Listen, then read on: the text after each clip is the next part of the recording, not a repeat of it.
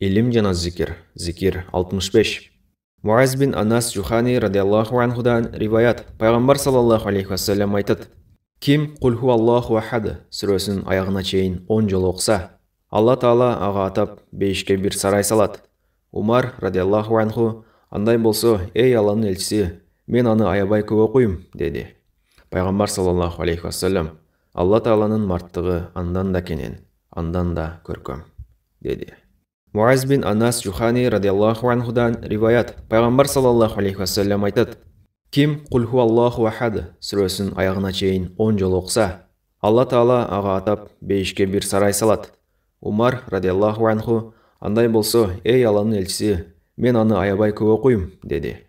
Пайғамбар саллаллаху алейхи вассалам, Алла Тааланың марттығы андан да кенен, андан да көркем, деді.